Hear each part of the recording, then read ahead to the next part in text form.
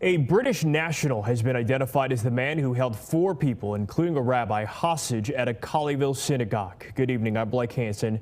44-year-old Malik Akram was killed as authorities swarmed the building last night. All of the hostages were able to get out safely and unharmed.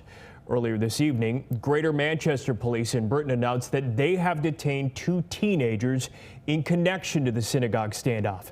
They remain in custody for questioning. However, there's no word on the connection between Akram and those teenagers.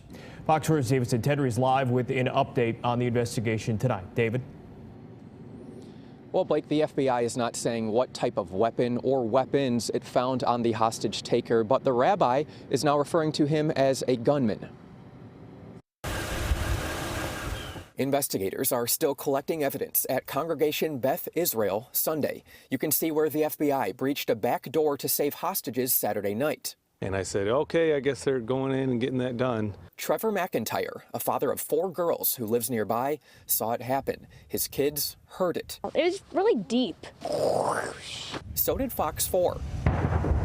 A half-mile away, all 4 people held hostage in the synagogue for more than 10 hours are safe. One of them, Rabbi Charlie Citron Walker. Just a wonderful guy to know. Rabbi Citron Walker, in a statement to Fox 4, credits his survival to multiple security courses from law enforcement, which his congregation, like other faith organizations, has taken. Because you just don't know if it's going to happen at your church. The rabbi said in the last hour of hostage crisis, the gunman became increasingly belligerent and threatening. He says they fled when the situation presented itself, but provided no further details on their escape. The FBI says the hostage taker, who is now dead, was British citizen Malik Faisal Akram. But it seemed very clear that he was focused on targeting a Jewish house of worship. The American Jewish Committee points to FBI data highlighting anti-Semitism concerns in the U.S. So we make up about 2% of the U.S. population, and yet 57%, nearly 60% of all religiously motivated bias incidents are directed towards members of the Jewish community. I talked with the White House Chief of Staff yesterday. Congressman Mark Veazey, a friend of the rabbi, says he's in contact with the feds. The FBI hasn't confirmed a motive. However, the synagogue's live stream was rolling during the initial takeover, and Akram was asking for the release of a woman named Afia Siddiqui, who's in prison in Fort Worth after a conviction in 2010 for the attempted murder of U.S. nationals in Afghanistan. The recording also captured him saying he was prepared to die. I'm going to die at the end of this, all right? Are you listening? I am going to die. Okay, so don't cry over me. After he spoke those words, Facebook cut the live feed. My daughter was having a baby shower.